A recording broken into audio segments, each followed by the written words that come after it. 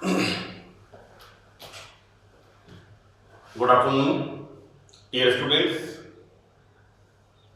We start today BSc Part First paper Inorganic Chemistry, अकार्बनिक रसायन, और टॉपिक उसमें आज हम स्टार्ट करेंगे इनऑर्गेनिक सॉलिड्स,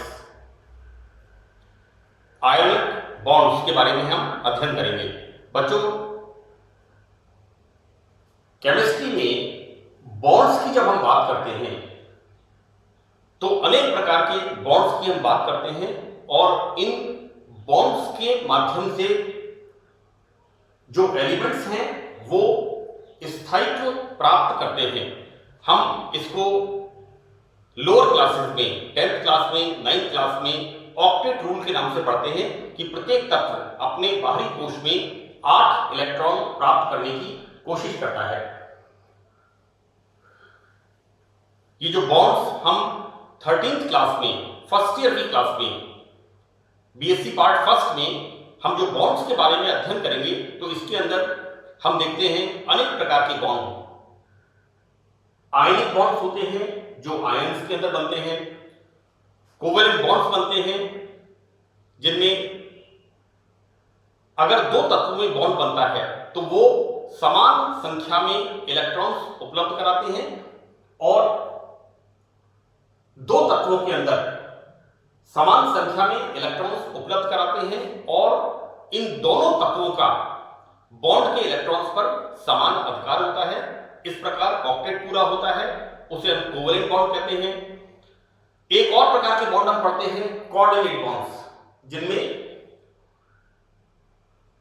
एक यौगिक जो इलेक्ट्रॉन डेफिशिएंट होता है, इलेक्ट्रॉन न्यून होता है, वो ऐसे यौगिक से जिसके पास इलेक्ट्रॉन्स की लोन पेयर ऑफ इलेक्ट्रॉन्स होते हैं या इलेक्ट्रॉन्स की अधिकता होती है, प्रचुरता होती है, वो इलेक्ट्रॉन डोनेट करके एक बॉन्ड बनाता है जिसमें बॉन्ड के दोनों इलेक्ट्रॉन दूसरा यौगिक पहले यौगिक को देता है, और इस बॉन्ड को हम एक एरो से, तीर के निशान से दर्शाते हैं। This is the coordinate bond.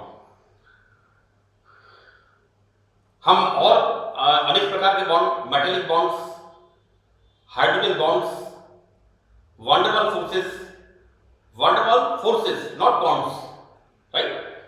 यानी हम देखते क्या है, हमारा जो वातावरण है, एटमॉस्फेयर है, इसके अंदर oxygen layer, nitrogen layer, ozone layer, right. यहां पर जो एक गैस के मॉलिक्यूल्स होते हैं उनके अंदर एक एफिनिटी होती है और हम उसे कहते हैं वंडरवॉल फोर्सेस।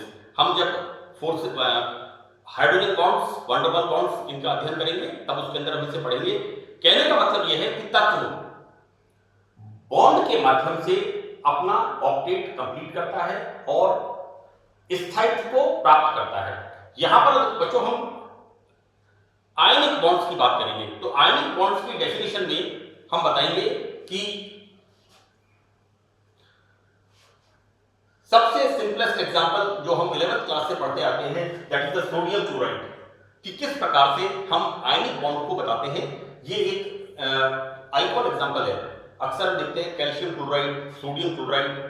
इस 2-3 एग्जांपल्स हैं जिन्हें हर कक्षा के अंदर बुक में जब इंट्रोडक्शन हम करते हैं तो उन्हें दिया गया है।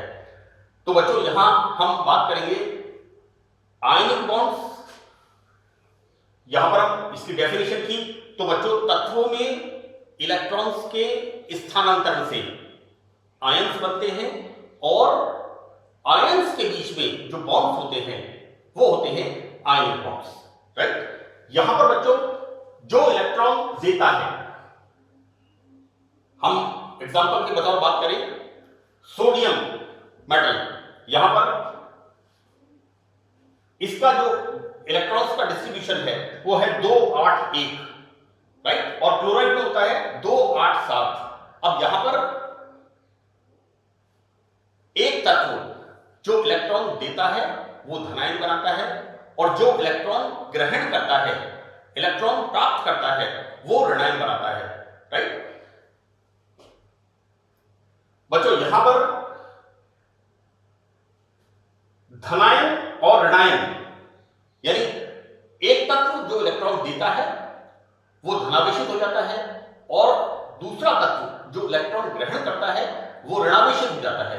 तो यहां पर आयंस जो बनते हैं, धनायन और ऋणायन, इनके निर्माण के लिए जितने इलेक्ट्रॉन्स का स्थानांतरण होता है, अगर किसी धनायन से एक इलेक्ट्रॉन निकलता है तो उसके ऊपर एक धनावेश, जैसे में हम यहां इसकी बात करेंगे, सोडियम से एक इलेक्ट्रॉन इसके बाहरी कोश से निकलता है और Na+, राइट, और Cl में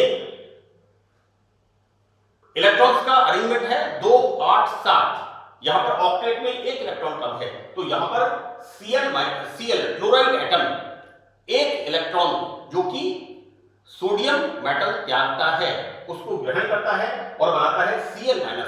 तो बच्चों, धनायन और ऋणायन के ऊपर ये जो आवेश आता है इलेक्ट्रॉन देने से और इलेक्ट्रॉन ग्रहण करने से, इसको हम कहते हैं इसकी इलेक्ट्रोवैलेंसी, राइट, इसको हम विद्युत संयोजकता कहते हैं। और जब आयंस का फॉर्मेशन होता है तो आयंस के बीच में धनायन और ऋणायन, इनके आकर्षण के फल, आप जो अट्रैक्शन फोर्सेस होते हैं, दैट इज इलेक्ट्रोस्टैटिक फोर्सेस, स्थिर वैद्युत आकर्षण, इनको हम कहते हैं आयनिक बॉन्ड्स, राइट। तो कुल मिलाकर की बात यह है कि आयनिक बॉन्ड में आयंस के बीच में होता है और आयंस किस तरह से बनते हैं कि एक तत्व जो इलेक्ट्रॉन देता है वो धनावेशित हो जाता है और जितने इलेक्ट्रॉन वो देगा उतनी ही उसके ऊपर पॉजिटिव चार्ज, धन आवेश उसके ऊपर आता है, और दूसरा तत्व जो इलेक्ट्रॉन ग्रहण करता है वो ऋणावेशित हो जाता है।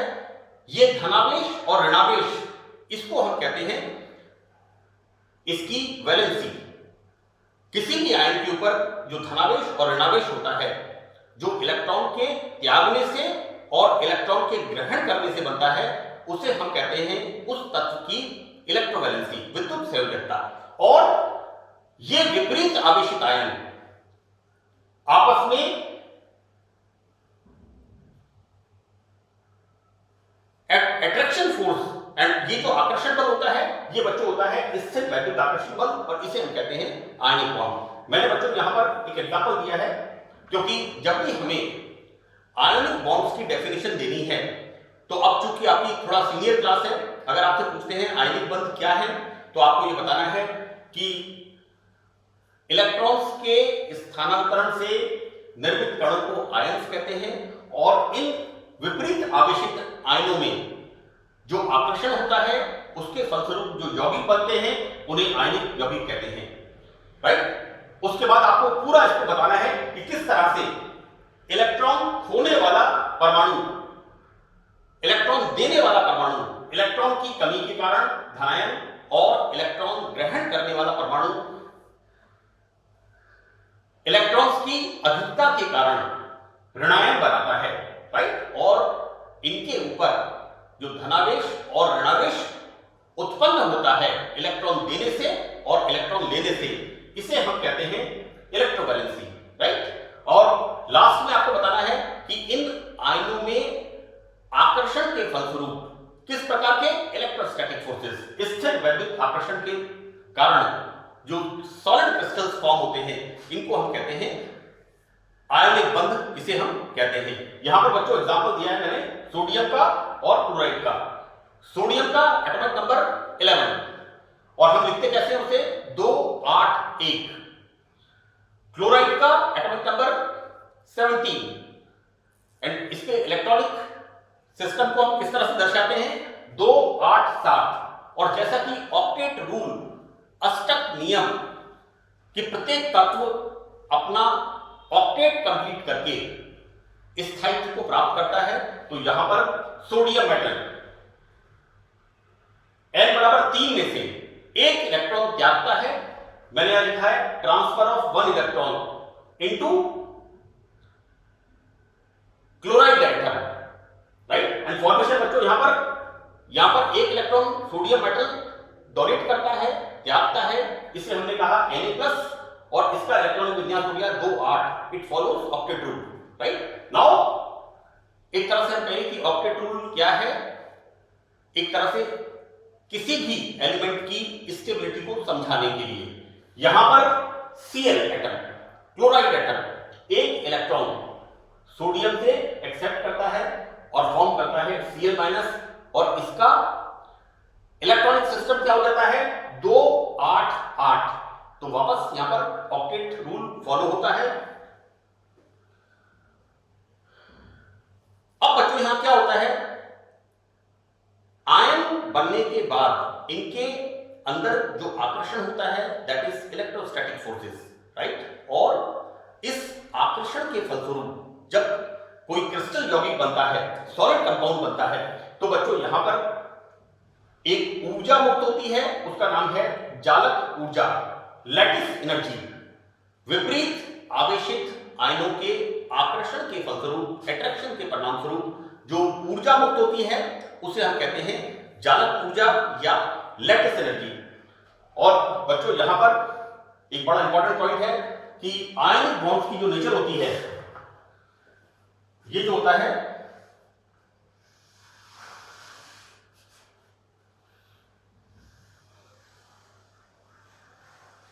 आयनिक बॉन्ड्स की जो नेचर होती है दैट इज नॉन डायरेक्शनल, अदिशात्मक प्रकृति के आयनिक बॉन्ड्स होते हैं। तो ये तो बात हुई हमारी, हमने चैप्टर को स्टार्ट किया है। तो सबसे पहले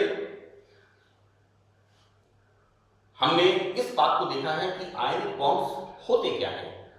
इलेक्ट्रॉन्स के स्थानांतरण से आयन बनते हैं और उन आयन्स के में जो बॉन्ड्स बनते हैं वो होते हैं आयनिक बॉन्ड्स। और बाकी बातें कि किस तरह से इसकी हम इलेक्ट्रोवैलेंसी की बात करेंगे। एक इलेक्ट्रॉन होता है, एक धनावेश आएगा तो सोडियम की इलेक्ट्रोवैलेंसी +1। यहां पर क्लोरीन एटम एक इलेक्ट्रॉन एक्सेप्ट करता है, राइट। तो इस पर एक नेगेटिव चार्ज आएगा, राइट। सो दैट यहां पर क्लोराइड की इलेक्ट्रोवैलेंसी -1, करेक्ट। और लास्ट में जैसे हमने देखा किस तरह से हमने इसके इंट्रोडक्शन को बताया, परिभाषा को बताया। नाउ एक बड़ा इंपॉर्टेंट पॉइंट है कि आयनिक बंध जब बनता है तो किस प्रकार के स्टेप्स, किस प्रकार से आयनिक बंध का, आयनिक बॉन्ड का फॉर्मेशन होता है। तो बच्चों यहां पर आयनिक बॉन्ड बनने में कौन से स्टेप्स हैं, कौन से एनर्जी स्टेप्स हैं जो यूज होते हैं। जो सिंपलेस्ट एग्जांपल है, इट्स ए आइकॉन एग्जांपल।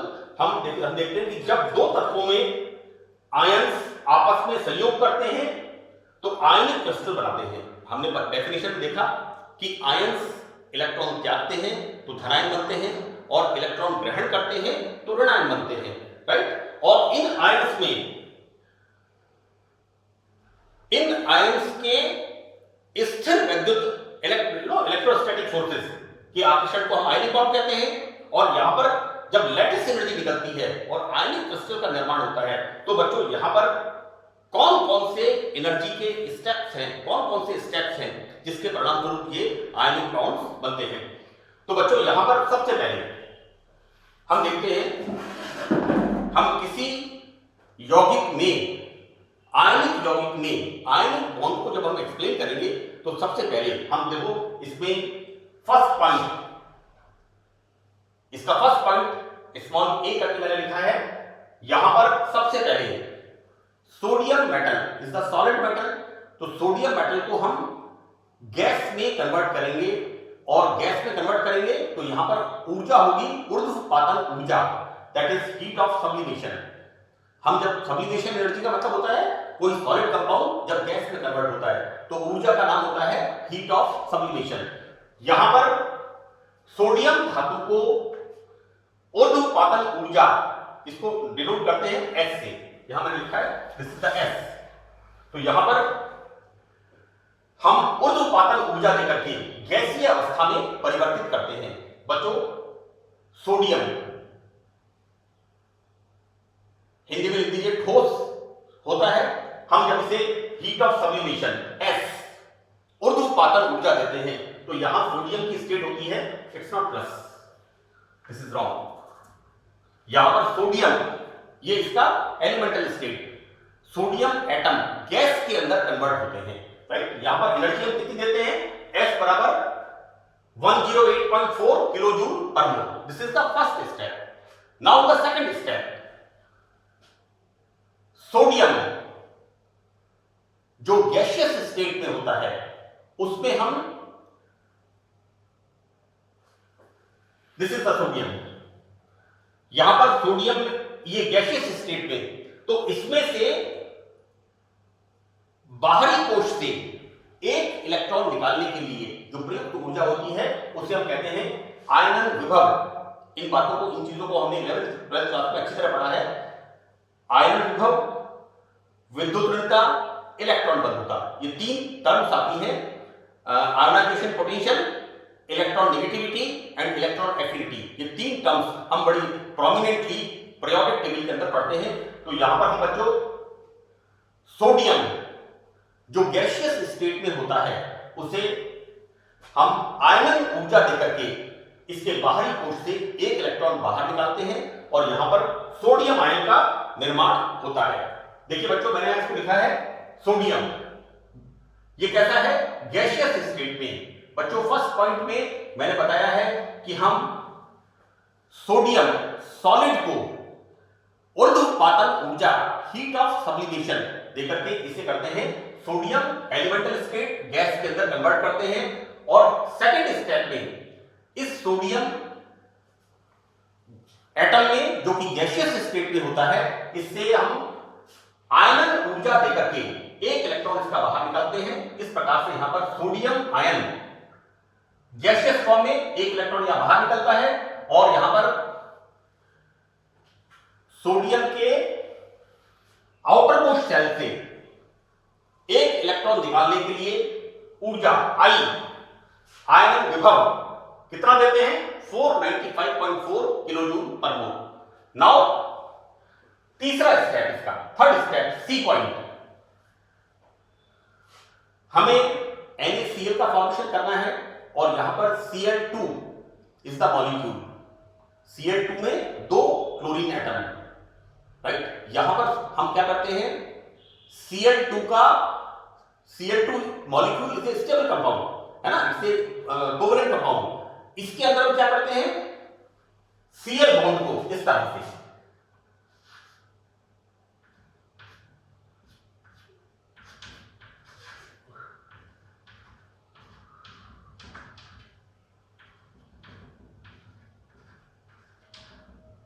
यहां पर इस तरह से, this is the whole rectification है ना। यहां पर हम Cl2 मॉलिक्यूल को Cl एटम में कन्वर्ट करते हैं इस बॉन्ड को तोड़ने की ऊर्जा देकर के, और उसे हम कहते हैं वियोजन ऊर्जा, दैट इज डिसोसिएशन एनर्जी। तो हम यहां पर बच्चों, हमें यहां पर एक Cl एटम चाहिए, हम यहां पर लेते हैं आधा मोल Cl2, क्योंकि Cl2 में दो Cl एटम होते हैं, राइट। तो और already Cl2 is the gas, तो यहां पर Cl2 हम यहां पर डिसोसिएशन एनर्जी देते हैं हाफ डी, और Cl formation of Cl atom, this is the elemental Cl परमाणु का निर्माण होता है। बच्चों डिसोसिएशन एनर्जी का मान कितना है, 241.8, राइट। और हमने यहां पर कितनी एनर्जी यूज की है, हाफ Cl2 के लिए हाफ डी, यानी आधा, इस एनर्जी का आधा, यानी यहां पर 120.9 किलो जूल पर मोल हमने जो काम में लिया है, क्योंकि हमने यहां पर आधा मोल Cl2 का डिसएसोसिएशन किया है, डिसोसिएशन किया है, वियोजन किया है, इसलिए यहां पर हमने आधा मोल डिसोसिएशन एनर्जी को यूज किया है, सो दैट डिसोसिएशन एनर्जी का ये जो वैल्यू है बच्चों, इसका हम आधा मान काम में लेंगे। मैंने देखिए कैलकुलेशन में लिखा है this is the dissociation energy, half D. यहां पर डिसोसिएशन एनर्जी कितना है, 241.8, लेकिन हमने यहां पर कितना लिखा है, 120.9, क्योंकि हमने कितना यूज किया यहां पर, half D, correct. Now in the fourth step कि Cl एटम जो हमारे थर्ड स्टेप में बनता है, ये Cl एटम इलेक्ट्रॉन ग्रहण करके, बच्चों ये इलेक्ट्रॉन कहां से आया, यहां से, सेकंड स्टेप से, सेकंड स्टेप में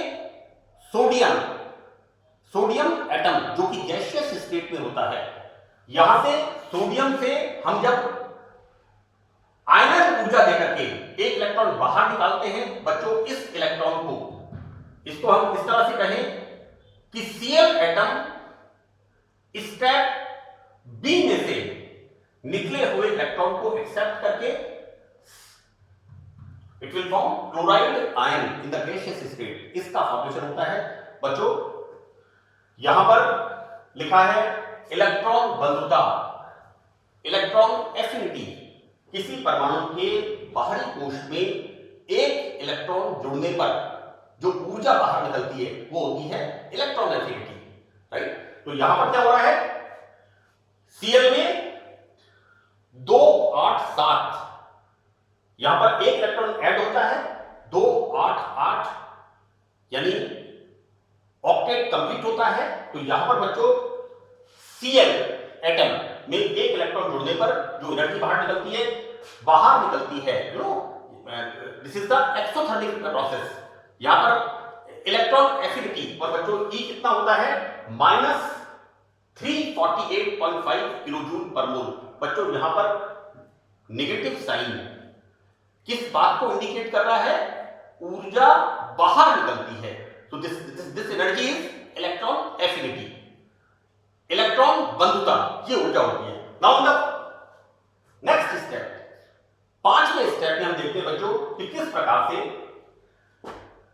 गैसीय अवस्था में उपस्थित आयन, एक तो बना यहां पर बच्चों सेकंड स्टेप में सोडियम आयन, और दूसरा आयन बना क्लोराइड एटम से गैसियस स्टेट में इलेक्ट्रॉन एक्सेप्ट करके,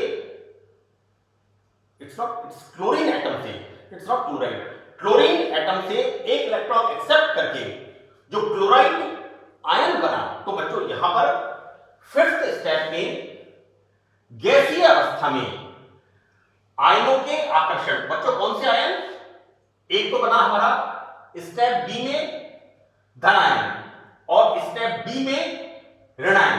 धन आयन बना हमारा Na+ और ऋण आयन बना Cl-। तो इनके आकर्षण से, अट्रैक्शन से सॉलिड क्रिस्टल का बनना। बच्चों ये अट्रैक्शन क्या है यहां पर, this is the electrostatic attraction, स्थिर वैद्युत आकर्षण। तो इस अट्रैक्शन से, आकर्षण से, इलेक्ट्रोस्टैटिक आकर्षण से जो सॉलिड क्रिस्टल का फॉर्मेशन होता है और इसके परिणाम स्वरूप जो ऊर्जा बाहर निकलती है, दैट इज लैटिस एनर्जी, जालक ऊर्जा, जो यहां पर बाहर निकलती है, उत्पन्न होती है। तो बच्चों यहां पर this is the Na+ gaseous state, Cl- in the gaseous state, और यहां पर Na+ and Cl- is the solid state, right. और जो ऊर्जा निकली है दैट इज U क्या इंडिकेट कर रहा है, U इंडिकेट कर रहा है लैटिस एनर्जी, जालक ऊर्जा को बता रहा है। बच्चों यहां पर U बराबर -757.3 किलोजूल पर मोल, इट्स वेरी हाई, यहां पर ऊर्जा बाहर निकलती है। एनीवे अब देखते क्या है बच्चों कि NaCl का क्रिस्टल तब बनेगा जबकि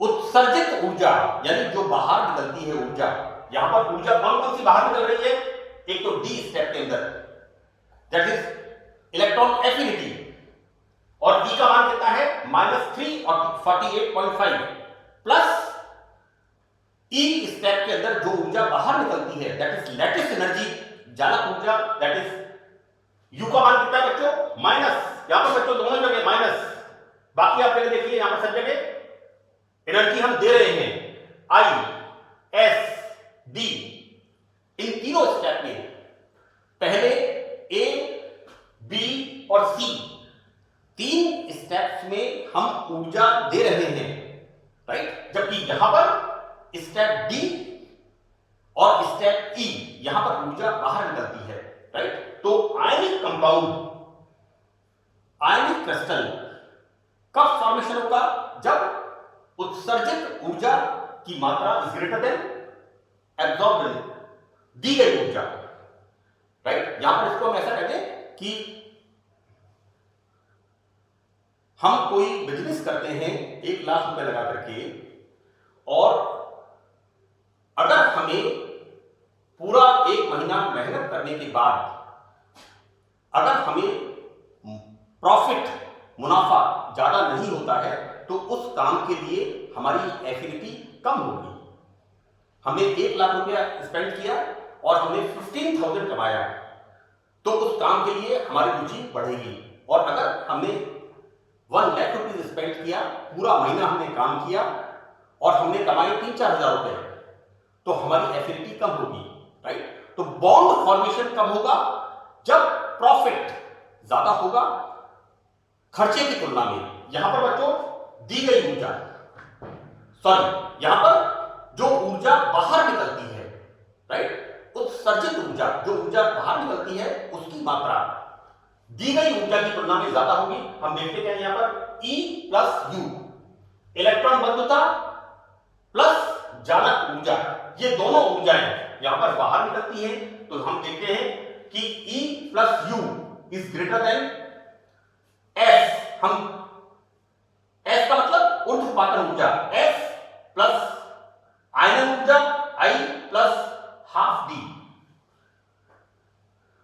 यानी खर्चे की तुलना में प्रॉफिट की मात्रा ज्यादा होगी, तब ये बॉन्ड सस्टेनेबल होगा, राइट। और यहां पर हम देखते हैं कि उत्सर्जित ऊर्जा इज ग्रेटर देन अवशोषित ऊर्जा, राइट। जो ऊर्जा बाहर निकलती है उसका मान ज्यादा होगा, तो आयनिक बॉन्ड स्ट्रांग होगा। अब बच्चों यहां पर कैलकुलेशन देखते हैं इसका कि इन दोनों ऊर्जाओं का अंतर आयनिक पदार्थ के निर्माण में निकलने वाली ऊर्जा, that is the heat of formation. Heat of formation संभवन ऊर्जा, कि कोई आयनिक कंपाउंड बनेगा या नहीं बनेगा, उसकी क्या संभावना है। तो this is the heat of formation. हम कोई भी काम करते हैं और हम बीएससी एमएससी करने के बाद, एमए करने के बाद हम कोई बिजनेस स्टार्ट करते हैं और उस बिजनेस के अंदर हम 2 लाख रुपए लगाते हैं, तो पहले हम पॉसिबिलिटीज पे देखते हैं कि क्या पॉसिबिलिटीज हैं, हमारा क्या प्रॉस्पेक्ट है, हमें क्या प्रॉफिट होगा, राइट। और कई बार हम देखते हैं कि हमें प्रॉफिट ज्यादा होगा, लेकिन हमें प्रॉफिट ज्यादा नहीं होता, तो बॉन्ड इज वीकर, हम उस काम को छोड़ देते हैं, राइट। तो यहां पर हम दोनों ऊर्जाओं का अंतर, जो ऊर्जा बाहर निकली और जो ऊर्जा हमने यहां पर दी, यानी अवशोषित ऊर्जा का अंतर, बच्चों ये डिपेंड करेगा, this is the heat of formation, right. ये हीट ऑफ फॉर्मेशन आयनिक बॉन्ड को डिसाइड करेगा कि आयनिक बंध बनेगा या नहीं बनेगा। तो बच्चों हम देखते हैं Q is what? Is the heat of formation. Q is the, इसको मैंने सिंबल दिखाई है, this is Q, exactly. This is the heat of formation. This is Q. इसको इंडिकेट किया है Q से। तो what we write here? Q बराबर माइनस E प्लस U, जो ऊर्जा बाहर निकलती है step D and step E में, electron affinity and lattice energy, plus S plus I plus half D, जो ऊर्जा हमने बॉन्ड के निर्माण में दी है, जो NaCl कंपाउंड के फॉर्मेशन में अवशोषित हुई है। तो बच्चों हम कैलकुलेशन देखते हैं, Q बराबर minus, this is the electron, this is the value E 348.5 plus U lattice energy, कितनी ऊर्जा बाहर निकली है बच्चों। ये माइनस का चिन्ह इस बात को इंडिकेट कर रहा है कि ऊर्जा बाहर निकलती है। तो बच्चों यहां पर U की मान क्या है? 757.3 kilo joule per mole, right. Now next S, heat of sublimation, sodium metal को सॉलिड से गैस में कन्वर्ट करने के लिए एनर्जी, दैट इज S बराबर 108.4 किलो जूल पर मोल। नेक्स्ट, सोडियम से एक इलेक्ट्रॉन बाहर निकालने के लिए ionisation energy, this is 495.4, this is the. और next, dissociation energy, chlorine molecule को क्लोरीन एटम में कन्वर्ट करने के लिए दी गई ऊर्जा, दिस इज 120.9। बच्चों ध्यान रखना इस बात का, Cl half Cl2 so that we are taking half dissociation energy, और यहां पर डी का मान कितना है 241.8, इसका आधा कर दीजिए, this is 120.9 kilo joule per मोल। ये जब हम कैलकुलेशन करते हैं तो बच्चों यहां पर Q का मान कितना आता है, this value is -381.1 kilo joule per mole. इस प्रकार से हम ये बताते हैं कि ये जो एग्जांपल दिया है हमने सोडियम क्लोराइड का, कि अतः heat of formation, sodium chloride के बनने के लिए संभावित ऊर्जा कितना है 381.1 किलो जूल पर मोल NaCl के लिए इतनी अधिक है कि NaCl एक स्थायी यौगिक है, राइट। तो बच्चों यहां पर आयनिक बॉन्ड बनने में हम इस तरह से कैलकुलेशन करके इस पॉसिबिलिटी का पता लगा लेते हैं। एक बात मैं आपको और बताऊंगा कि जब मैं आपको नेक्स्ट लेक्चर में बॉन्ड हाबर चक्र बताऊंगा, क्योंकि बॉन्ड हाबर चक्र एक साइकिल है, बॉन्ड Haber cycle is a thermodynamic cycle, एक थर्मोडायनेमिक साइकिल है, और वो साइकिल क्या बताता है कि हम एक रिएक्शन को अगर 2 स्टेप से कराते हैं या 3 स्टेप में कराते हैं, यानी रिएक्टेंट ए से प्रोडक्ट बी का फॉर्मेशन, चाहे हम एक स्टेप में कराएं चाहे हम 2 स्टेप में कराएं, अलग अलग तरीके से, स्टेप का मतलब है अलग अलग तरीके से हम कराते हैं, लेकिन वहां पर क्या होता है, एक स्टेप डेल्टा H1 बराबर डेल्टा H2 बराबर डेल्टा H3, यानी मैंने अक्सर मैं एक एग्जांपल बताता हूं कि हम जयपुर से हमें दिल्ली जाना है, तो हमारा एक सीधा रूट है कोटपुतली बहरोड होते हुए, रेवाड़ी होते हुए, कोटपुतली बहरोड दारोगेड़ा, this is the straight route. यहां पर ये जो थ्योरी है, ये थ्योरी क्या कहती है कि आप दिल्ली जयपुर से किसी भी रास्ते से जाएं, लेकिन जो ऑयल का कंजम्पशन है दैट बिकम्स सेम, राइट। तो नेक्स्ट जो इसका आएगा उसके अंदर मैं आपको बॉन्ड हाबर साइकिल बताऊंगा।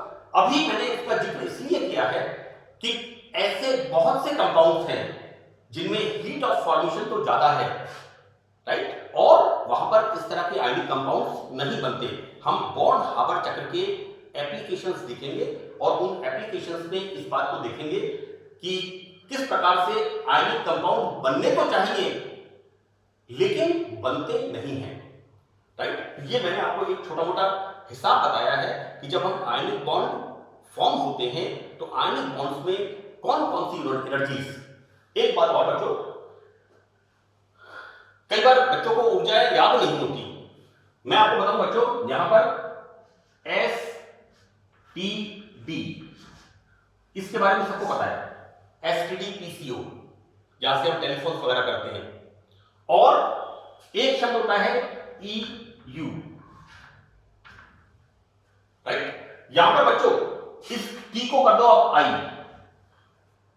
है ना, याद करने के लिए बता रहा हूं आपको, STD सबको पता है, STD heat of sublimation, T को हमने I कर दिया, हीट ऑफ आयनाइजेशन, D वियोजन ऊर्जा, राइट। यहां पर नॉन मेटल्स को जो मॉलिक्यूल्स हैं उनको परमाणु में तोड़ने के लिए दी गई ऊर्जा, हीट ऑफ डिसोसिएशन, राइट।